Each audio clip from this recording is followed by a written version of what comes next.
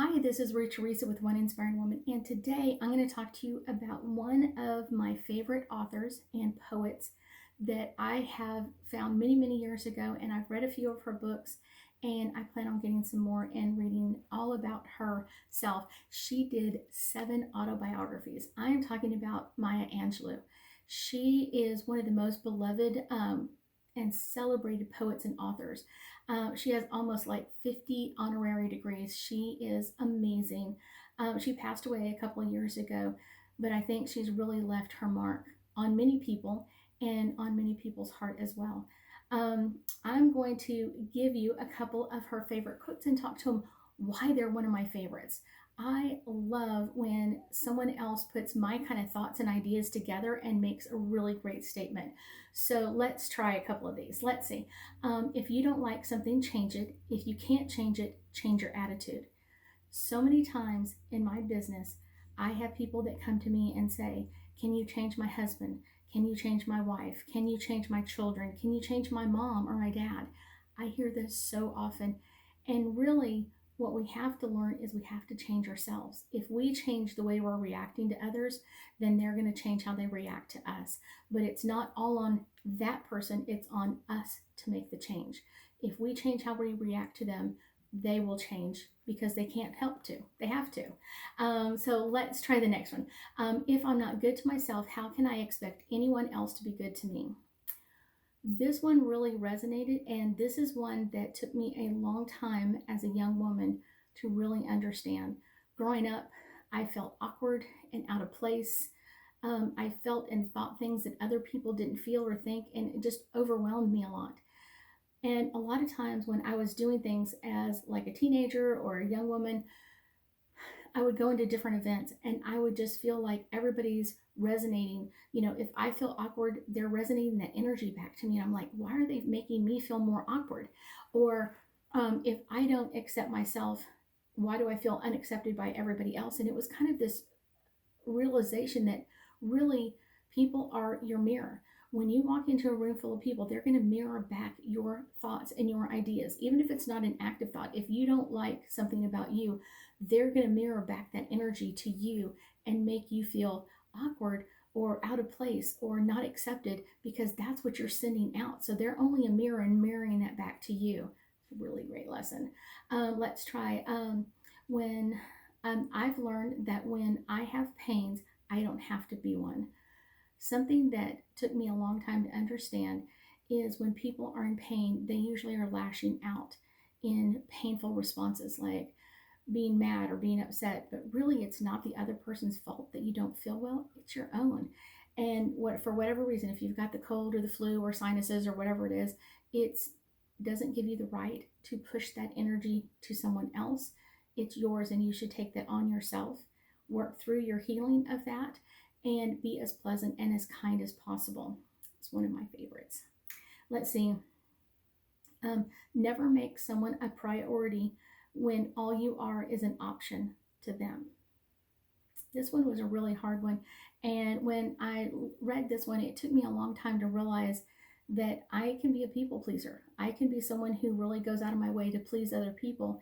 And I realized at some point I was really an option to other people's lives at times when I was making them a top priority for mine. And when that realization came, I realized I had to change me. I had to change myself and how I was dealing with things. And a lot of those friendships went by the wayside. And I bless those people every day for teaching me such an amazing lesson.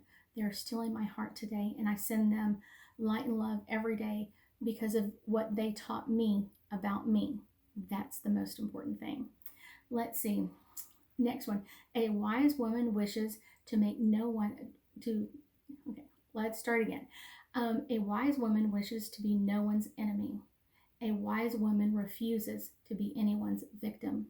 So many times in this world, people become victims as children, and they keep that attitude every day. Every day they act like a victim. Every day they act like someone has gone out of their way to hurt them. And usually it's not that at all. But because their victim mentality is telling them that they're a victim, they think of that every day. And it's not always true.